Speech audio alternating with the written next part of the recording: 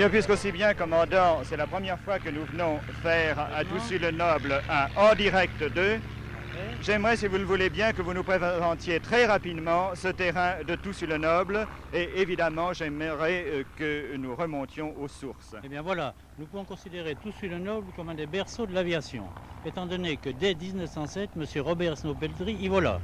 Puis, après le vol historique d'Henry Farman, début 1908, les trois frères Farman, devenus constructeurs, s'installèrent à Toussus, achetèrent dans l'est du terrain 18 hectares de terre sur lesquels ils installèrent leur premier aérodrome, sur lesquels furent réceptionnés, essayés et vendus tous les avions fabriqués par la firme jusqu'à la guerre 39-45. Bon, c'est un nom célèbre, évidemment, Farman, mais je suis certain que d'autres noms se sont illustrés. D'autres noms sont illustrés toujours derrière Farman. Vous avez eu par exemple le vol historique, le premier vol de transport qui a eu lieu le 12 ou 13 février 1919, un Goliath F-60 piloté par Bossutro a transporté 15 personnes, dont monsieur et madame Henry Farman et notre ami Saladin, journaliste aéronautique, de Toussus à Bruxelles et sont rentrés le lendemain. Eh bien alors, moi je pensais, ou j'allais dire plutôt, Toussus aérodrome de tourisme. Toussus est également, et déjà par vocation, et cette vocation remonte assez loin, presque un aérodrome commercial, en ce sens que vous avez énormément ici d'avions d'affaires. Énormément d'avions d'affaires. Nous sommes fréquentés en moyenne par 250 avions,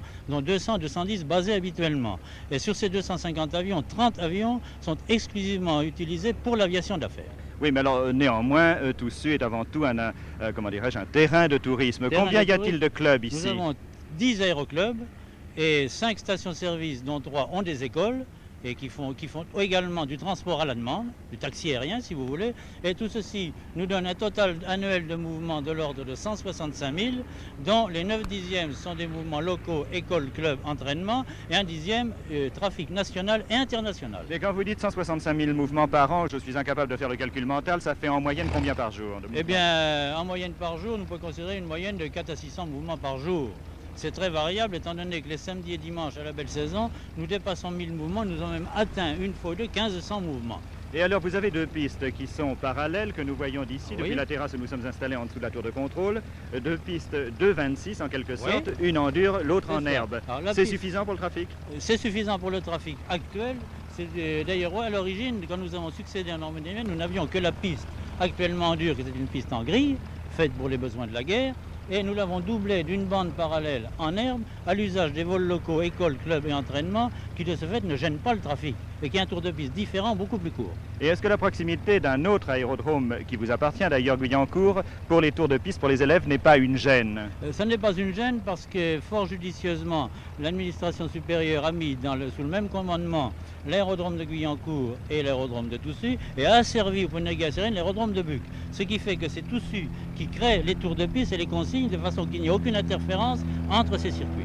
Monsieur Bouchard, une dernière question. Pensez-vous que 165 000 mouvements pour Toussus-le-Noble, ce soit un maximum ou vous pourrez faire mieux encore à l'avenir? Je considère que dans l'état actuel des choses, c'est un maximum. Nous pourrions faire mieux si le trafic s'étalait sur toute la semaine, alors que le trafic est maximum pendant les week-ends.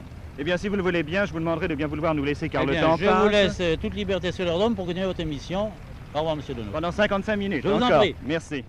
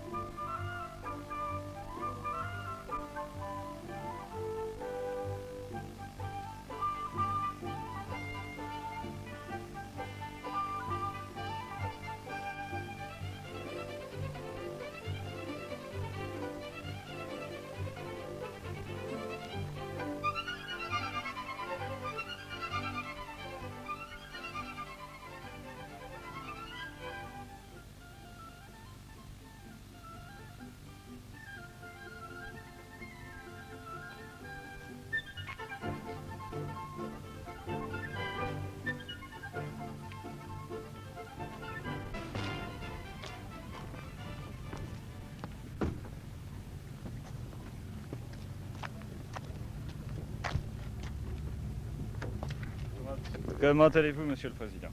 Très bien, Monsieur Deneau. Je présente M. Massuget, qui a été le premier collaborateur en 1911 de la Société Hispano. Mais je vais vous poser une question, M. Heurteux. Est-ce qu'il est habituel pour le directeur général d'Hispano Suiza d'arriver en voiture dans une Hispano d'époque à son travail? Hélas non, mais ça fait bien plaisir de monter sur un bon châssis pour venir à Toussus par ce beau soleil.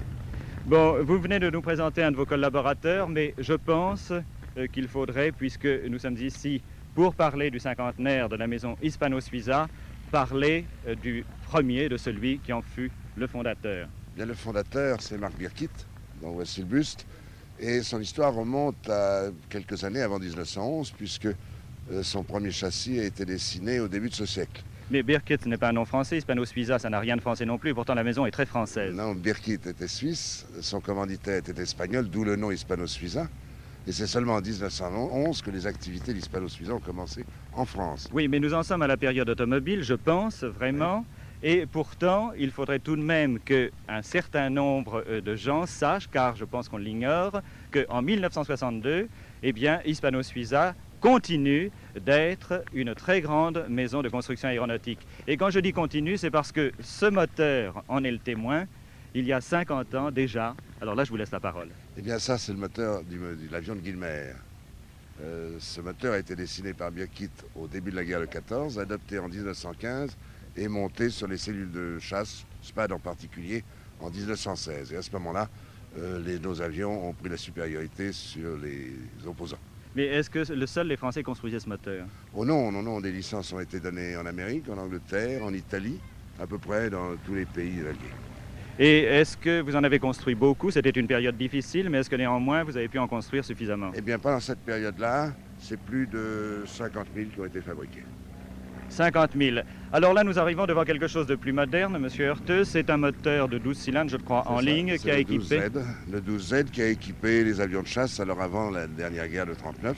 Quels avions? Le D520, le Léo 45 et d'autres avions qui se préparaient pour 1939. Vous m'avez parlé d'une particularité, je crois que c'était un moteur canon en même temps. Ça, par la démultiplication, on tirait dans l'axe par un canon de 20 mm qui avait une cadence de 800 coups minute.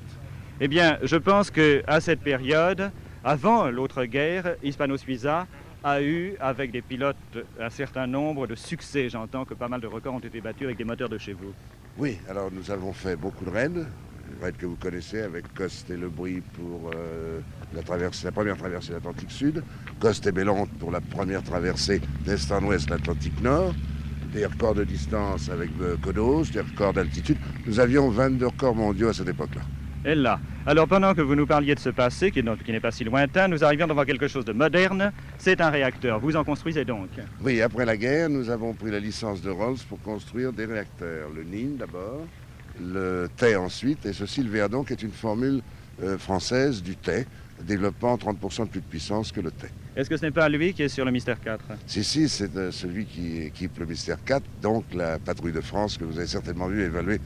Donc des milliers et des milliers de spectateurs ont vu ce réacteur sans savoir peut-être que c'est lui qui donnait à ces avions la puissance nécessaire pour réaliser leurs figures acrobatiques. Alors nous quittons maintenant les réacteurs et nous arrivons devant quelque chose qui vraiment, je crois, est vraiment très moderne, que la plupart de nos spectateurs vont identifier immédiatement, le train de Caravelle. Et c'est vous, c'est Hispano qui le fait une fois de plus. C'est ça, dans la diversité de nos fabrications, nous avons entrepris la fabrication des trains d'atterrissage. Nous avons fait le train d'atterrissage du Vautour, le train d'atterrissage de l'Alizé, de Caravelle, vous l'avez dit. Et maintenant, nous allons équiper l'Atlantique, le Breguet Atlantique. Du NATO. Du NATO, oui, le patrouilleur NATO. Oh là! Alors vous voyez que nous avons un programme. Bon, dans la diversification, vous semblez être assez bien placé. Alors, le train de Caravelle, et maintenant je crois que nous allons quitter, et j'ai parlé de diversification, nous allons quitter l'aéronautique pour quelque chose d'autre. Si le micro veut bien me suivre, oui. Alors, nous arrivons là devant une turbine de 3000 chevaux. J'avoue que vous me dites vite ce que c'est, mais je ne sais pas. Eh bien, écoutez, nos services d'études dans le domaine où nous avons travaillé ont été appelés à devenir des experts dans les questions de turbines.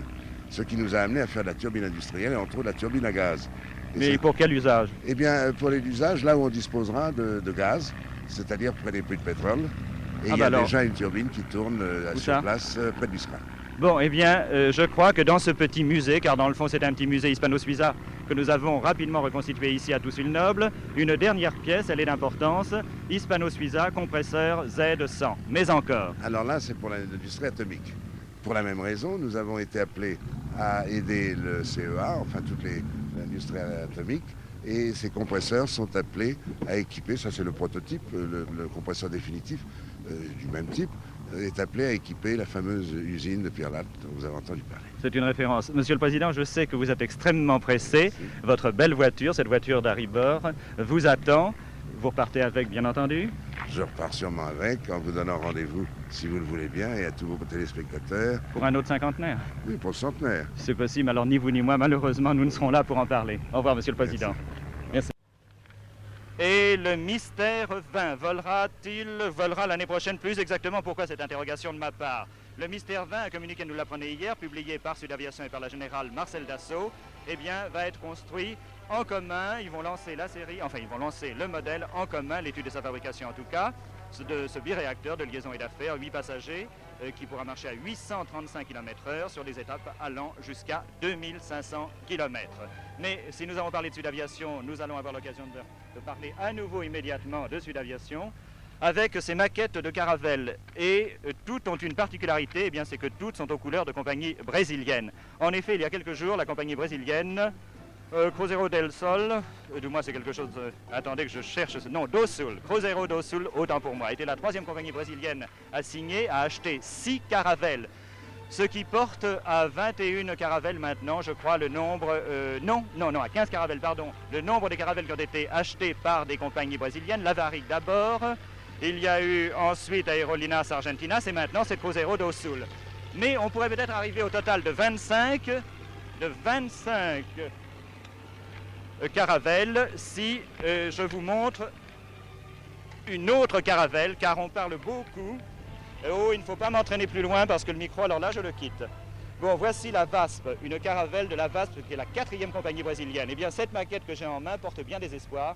Peut-être que la VASP va acheter aussi des Caravelles et on attendrait pour l'Amérique latine quelques 25 Caravelles vendues, achetées par les Américains du Sud. Maintenant, notre émission est pratiquement terminée. Elle le sera complètement lorsque nos amis, je m'excuse, je pose cette maquette, lorsque nos amis de Sotravia, de Lancy-les-Loges, de Nangy en Seine-et-Marne, Nangy-les-Loges, qui ont fait le générique d'ouverture de cette émission en direct de Toussus, vont dans le ciel à nouveau nous montrer que c'était un en direct de Toussus.